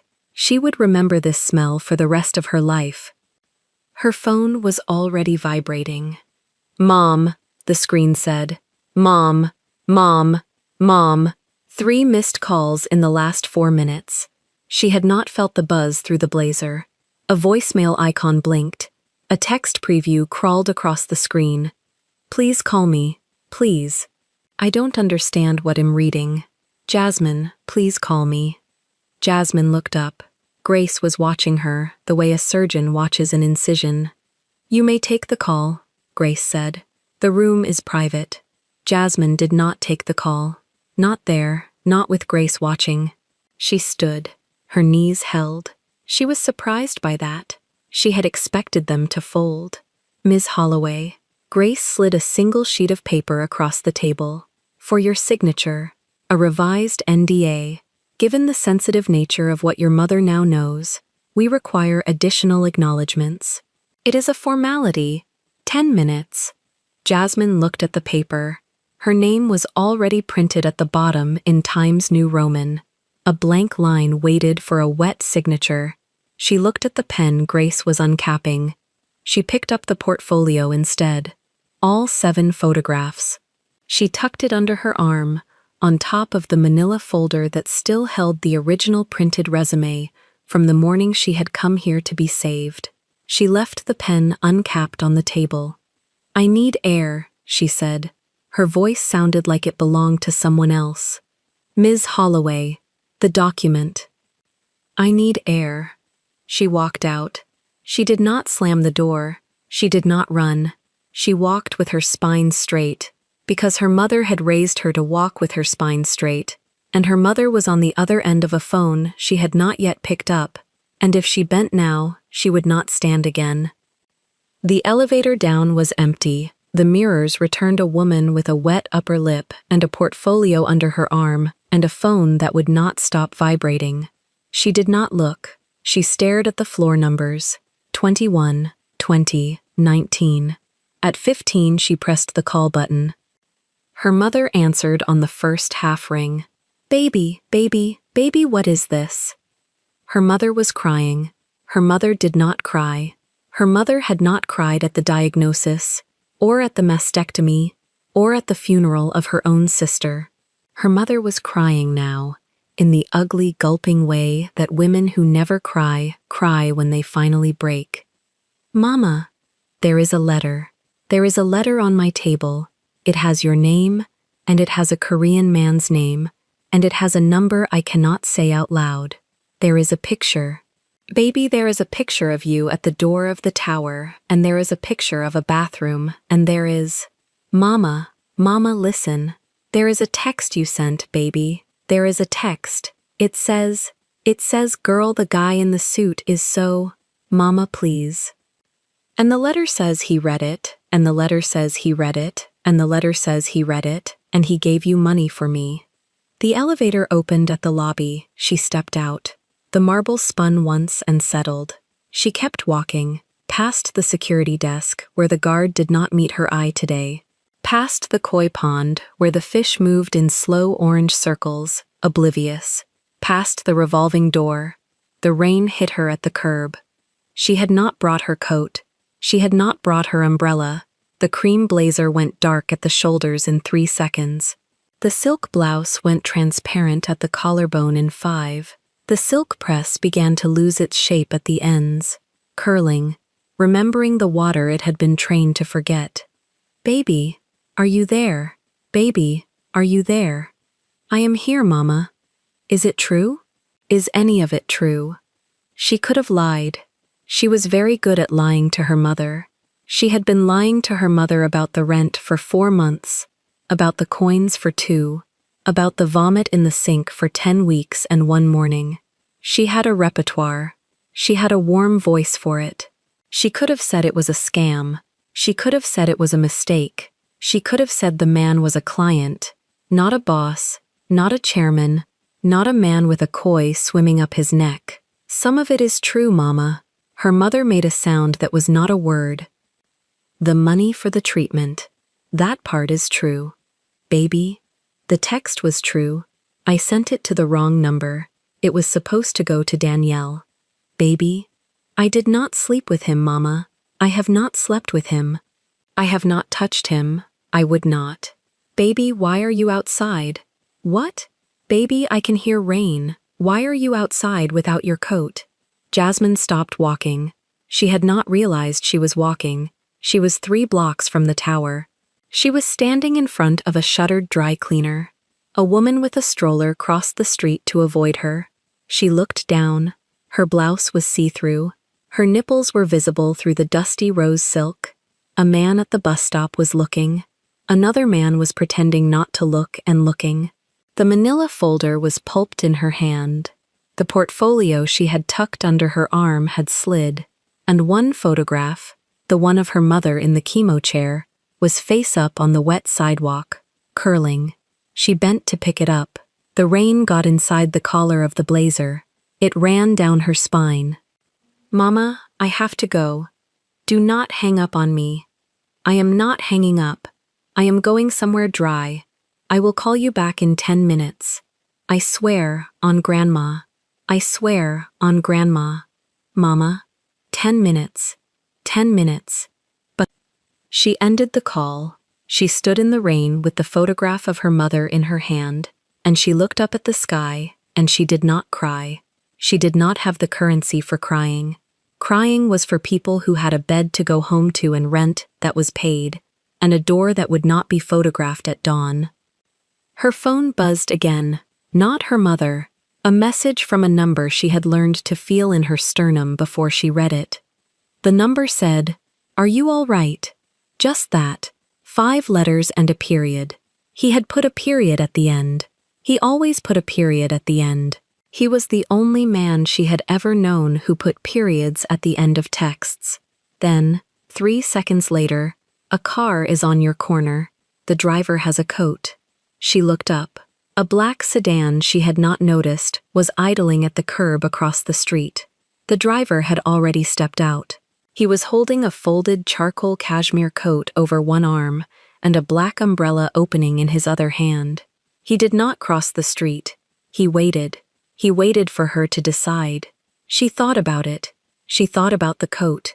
She thought about how easy it would be, how warm the seat would be, how the driver would say nothing, and the car would smell like leather and rain, and in 15 minutes she would be in the penthouse, and Taehyun would be pouring tea, and the koi on his neck would be watching her over the rim of the cup, and the world would go quiet, the way it had gone quiet in a marble lobby 10 weeks ago, when a man in a suit had read a text meant for her best friend and had chosen not to laugh. She thought about her mother's voice. "Baby, why are you outside?" She turned around. She walked in the other direction. She left the coat on the driver's arm. She left the umbrella opening for no one. She walked toward the subway with a wet blouse and a ruined blazer, and a portfolio of surveillance photographs under her arm, and a mother who was waiting for a call in 10 minutes, and a phone that kept humming, with the quiet, patient concern of a man who had bought her mother's life, and had made sure her mother knew it. Halfway down the block she stopped. She stood under the awning of a closed bodega. She wiped her face with the back of her wrist. She opened her phone. She did not answer him. She did not answer the car. She scrolled instead to the one name in her contacts that she had not lied to in 10 years. Danielle. She pressed call. Danielle picked up on the second ring, and her voice was the honey-brown, box-sprayed voice of a woman who could hear a friend drowning through a phone line without being told. Jas, where are you? Danny. Where are you, baby? Danny, I need you to come get me. I need you to come get me right now. I do not care what you are doing. I need you to come get me, and I need you to bring the folder. The folder from 3 years ago. The one you thought I did not know about. There was a long silence on the other end. A silence with weight in it. A silence Danielle had been carrying for 36 months. Jas's. Bring it. Jasai. Bring it, Danny. Bring all of it. I am done being the last person in my own life to know. Another silence. She could hear Danielle breathing. She could hear a chair scrape. She could hear a kettle being lifted off a burner. Danielle had been about to make tea. Danielle had been about to sit down with a novel and a cup of jasmine green in her oversized cream cardigan, the one with the wooden buttons, the one she wore when she wanted to forget she was a paralegal. Jasmine could see the kitchen. She could see the tortoiseshell glasses on the beaded chain. She could see the canvas tote with the embroidered words on the chair by the door. "Give me 20 minutes," Danielle said. Her voice was steady. Her voice was the voice of a woman who had rehearsed this call in her head every night for 3 years. "Do not get in any car. Do not answer any text. Where are you exactly?" Corner of 38th and 9th. Under a green awning. Bodega called Kim's. 20 minutes. Do not move. If a man in a suit comes near you, you walk into the deli, 2 doors down, and you sit at the counter, and you order coffee, and you do not leave until I am in the seat next to you. Do you hear me? I hear you. Jas. Yeah. I have been waiting for you to ask. The line went dead. Jasmine lowered the phone. The rain slid down her cheek, and she let it. She thought of the photograph curling at her feet, the chemo chair, the blue blanket, the paperback her mother had been reading, some cheap romance with a shirtless man on the cover. Her mother liked those. Her mother had always liked those. Her mother had told her once, in the kitchen in Sacramento, that the reason she liked those books was because in those books, the man always chose the woman first, before the woman had to ask, before the woman had to earn it, before the woman had to survive it. Her mother had said it like a joke.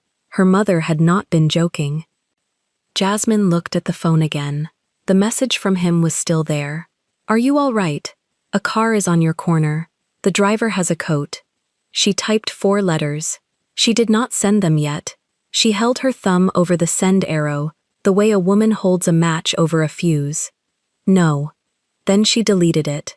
She did not owe him a word. She did not owe him a period. She locked the phone and slid it into the ruined blazer pocket, and she stepped further back under the awning, and she pressed her spine against the cold metal shutter of the closed bodega, and she thought, "Please, this time, let someone come for me who is not buying me." She thought, "Please, this time, let it be a woman with a canvas tote and a folder that was 3 years old." She thought, "Please, this time, let the second person to save my life be the one who has been quietly saving it all along." Danielle was already halfway to the fire escape by the time Jasmine caught up. Canvas tote slapping against her hip, the folder pressed flat against her chest, like something that might fly away if she loosened her grip. She did not turn around. She did not need to. She had been walking toward this moment for 3 years, and she knew the exact number of steps. "Not here," she said. Not in that lobby. Not in front of those cameras. They ended up in a diner 2 blocks off Herald Square that still had paper placemats, with the map of Manhattan printed on them in faded green ink. Danielle ordered black coffee for both of them and did not touch her cup. She slid the folder across the formica. Read the cover page first, just the cover page. Jasmine read the cover page.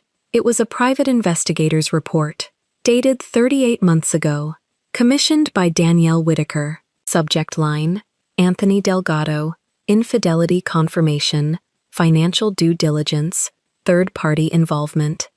Jasmine looked up. Danielle was staring at the map on the placemat, tracing Broadway with her thumbnail. "You said you were going to Miami that weekend," Jasmine said. "I lied. I flew to Chicago. I hired a man named Frank because he charged less than the ones in New York, and because I was 27 and I did not want you to marry someone who was hollowing you out one Sunday at a time. You never told me. You asked me to stop bringing it up, so I stopped bringing it up. But I kept the folder." Jasmine turned the page. There were photographs. Anthony in a Tribeca hotel bar with a woman whose face was turned toward the camera by accident, a Korean-American woman in her early 30s with a sharp chin and honey highlights, and a diamond on her left hand that did not come from Anthony. There were credit card statements. There was a bank transfer from Anthony's business account to an LLC registered in Delaware. There was a photograph of that woman leaving a brownstone in the West Village, holding hands with a man who was not Anthony and not her husband either. And then, on page 17, there was a corporate filing. Jasmine read the corporate filing twice. She read the name of the Korean-American developer. She read the name of his family real estate firm. She read the date, 4 months after Anthony had left her, when a Seohan Group subsidiary had executed a hostile takeover of that firm, buying the debt, calling the notes, dismantling the portfolio building by building, until nothing remained but a shell, and a wife who no longer had a diamond, and a husband who no longer had a name. "Danielle," she said, her voice came out flat, "this report is 3 years old." "Yes? You had this before I ever set foot in that lobby." "Yes? Then why now?" Danielle finally lifted her eyes. There was no triumph in them. There was something closer to grief. "Because I did not know, 3 years ago, that the man who dismantled Anthony's mistress's family was also the man who would send you a signing bonus at 11:14 in the morning. I found out yesterday. I have a friend at a compliance firm. She was auditing a Seohan subsidiary for a filing, and she saw a name in the acquisition ledger, and she called me because she remembered me telling her, 4 years ago, at a rooftop bar, about my best friend's fiancé and the woman in the Tribeca hotel bar." Jasmine set the folder down. The waitress came by and refilled coffee. Neither of them was drinking. "He has been circling me," Jasmine said, "for 36 months. He has been circling your circle for 36 months. There is a difference. He never touched you. He touched the ground you would have to walk over to get to him.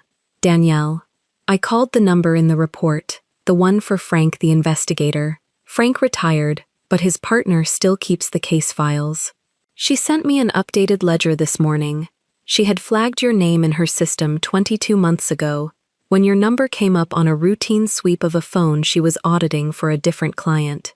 "Whose phone?" "Seo Taehyun's." Jasmine did not move. The diner clattered around her, the espresso machine hissing. Someone in the next booth laughing at a joke she would never hear. "He had my number," she said. "He had your number for 22 months. It was in his phone. It was unsaved. He never called it. He never texted it. He looked at it once every few weeks according to the metadata, and then he put the phone down."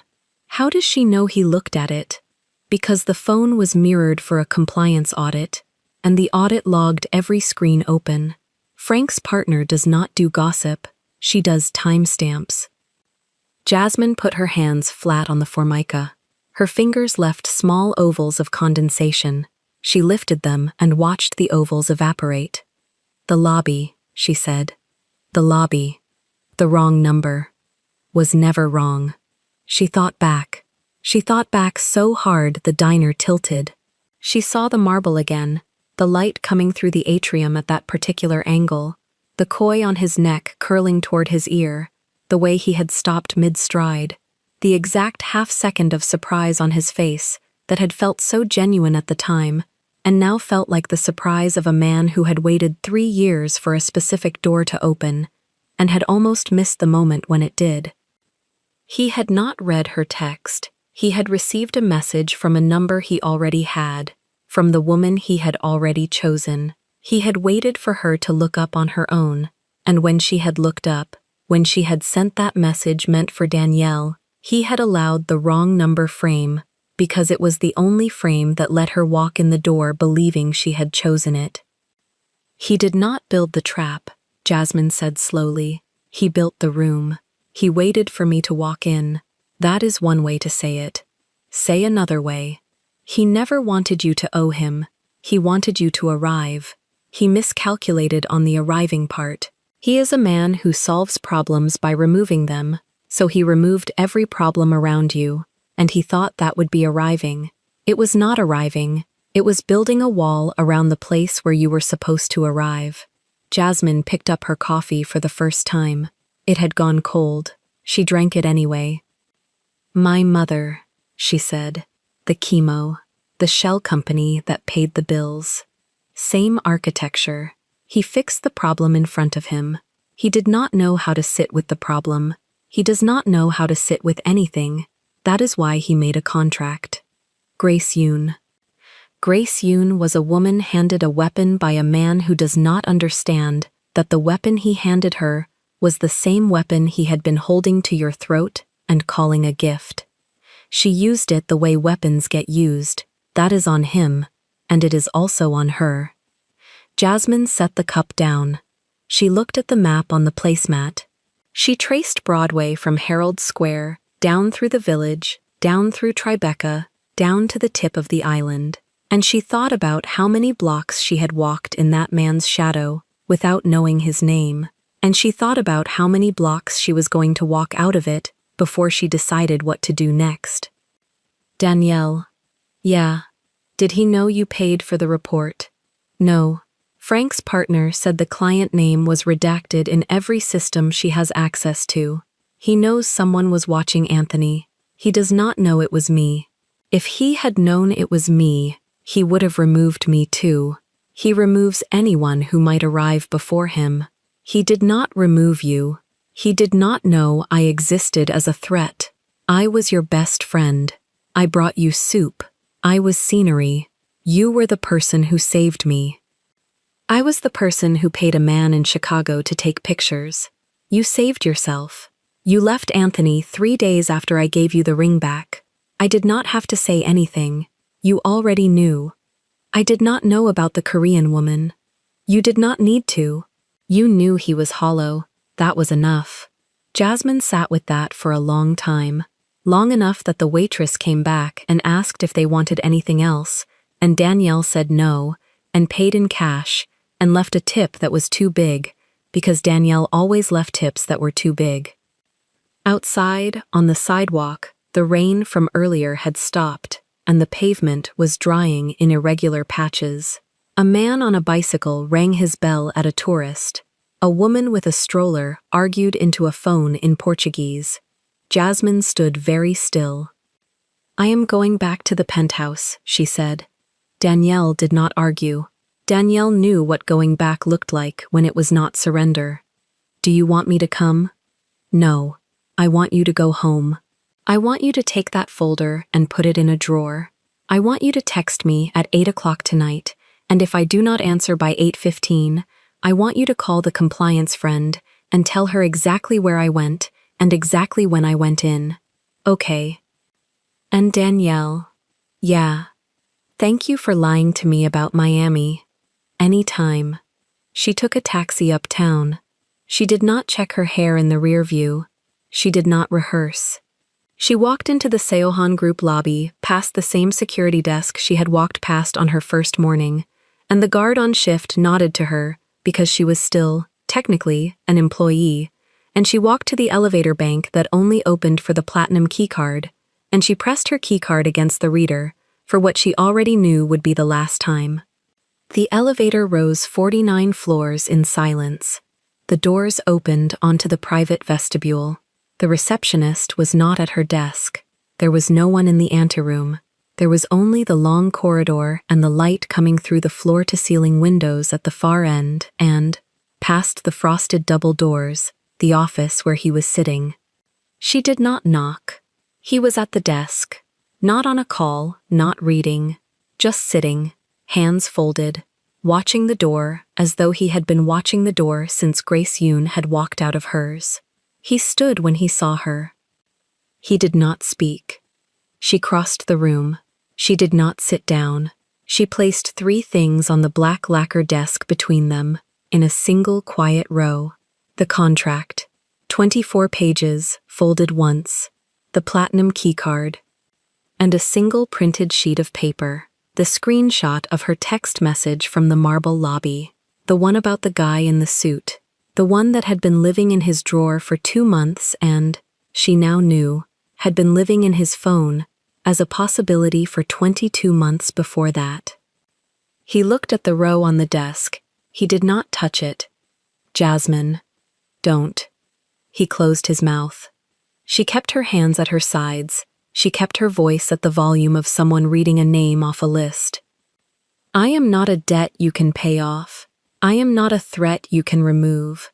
I am not a screenshot in a drawer, and I am not a signing bonus, and I am not a chemotherapy bill, and I am not the woman who walked into your lobby on the worst morning of her life and mistook a very expensive rescue for the thing I actually needed. He did not interrupt. You had my number for 22 months. You built a wall around me for 36. You did not knock. You did not speak. You waited for me to send a message meant for someone else, and then you called it luck. It was not luck. It was inventory management. I was an asset you were watching, and when the asset finally moved, you moved with it. The muscle at the corner of his jaw tightened. He did not deny it. I am not telling you this to hurt you. I am telling you this because I am about to walk out of this office, and I want you to hear it in my voice one time so that later, when you try to reframe it, you cannot. I hear you.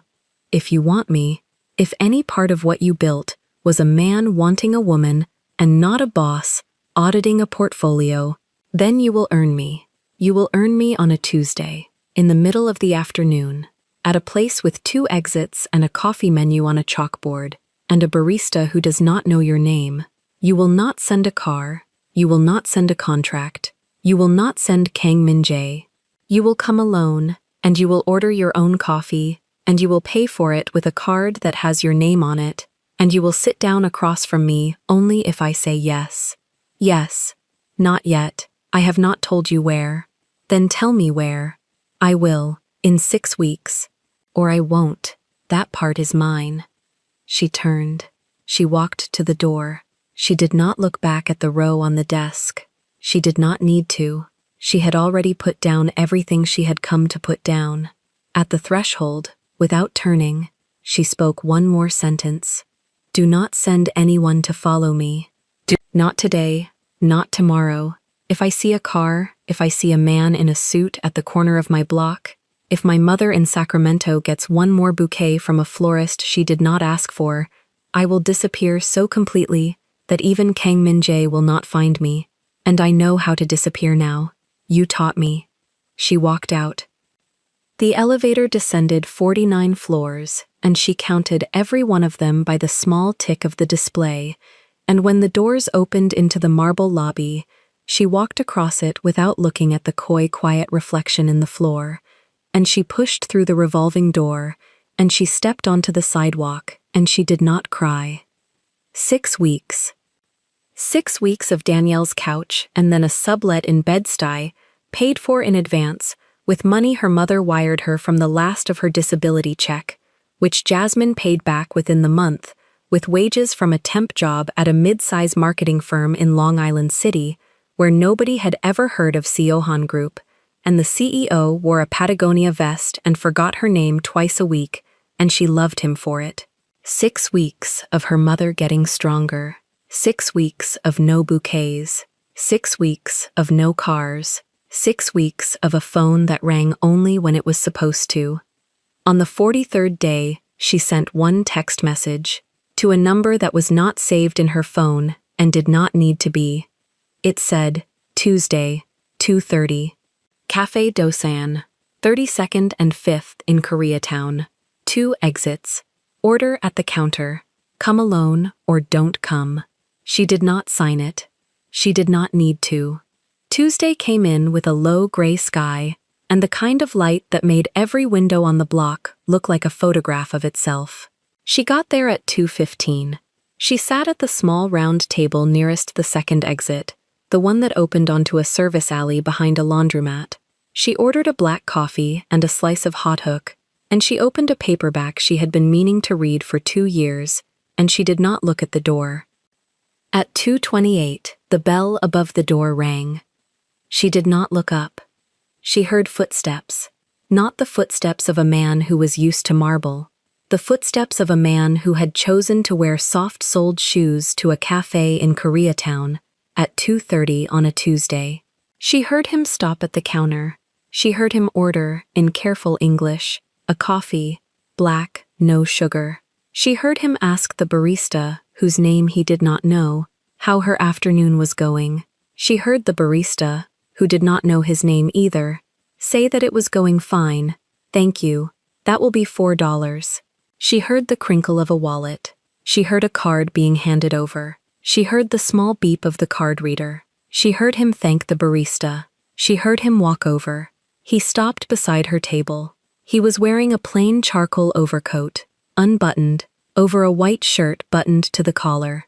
No tie. The koi was hidden. His hair was still slicked back but not as sharply. He was holding a paper cup in one hand and, in the other, a small paper bag with a pastry inside that he had also bought because he had noticed, from 3 feet away, what she was eating. He did not sit down. He looked at her. He looked at the empty chair across from her. He looked back at her. May I? She let the silence hold for one long second. She marked her page. She closed the book. She set it flat on the table beside her cup. Yes, she said. He sat. The bell above the door rang again, as a mother and her small daughter came in, out of the cold. The espresso machine hissed. Somewhere in the back, a radio was playing a song in Korean neither of them was listening to. He did not reach across the table. He did not open the paper bag. He set his coffee down, and he folded his hands around it, and he waited. She looked at him for a long time. The man who owned the tower learned the only thing he could not buy was the second time she said yes. Outside, on the corner of 32nd and 5th, a woman with a canvas tote embroidered "Read More Books" walked past the window without looking in, because she had promised, and because promises kept in silence were the only currency Jasmine trusted now. Inside, the coffee got cold. Neither of them minded. If the story stayed with you even after the screen went dark, know this, it doesn't end here. Our private community is the extension of this channel. Every story ad-free. No interruptions. No breaks in the atmosphere. Bonus scenes and extra chapters the public version doesn't show. And for the inner circle, one of our 3 tiers, one brand new exclusive full-length story every month. Plus the sensual chapters reserved only for the chair you're sitting in. 3 doors in. Scan the QR code on your screen. Tap the link in the pinned comment, or follow the link in the description below. Your name belongs on the next page. If this story moved you, stop for a moment and reflect. Have you ever been rescued by someone whose kindness felt like a cage you could not name? Have you ever walked back into a room where they had all the power and set your terms down on the desk anyway? And if a man who could buy anything showed up on a Tuesday with nothing in his hands, Would you let him sit down? Tell us your experiences and feelings in the comments. We read them all. And if you believe in stories about dignity, agency, and love that has to be earned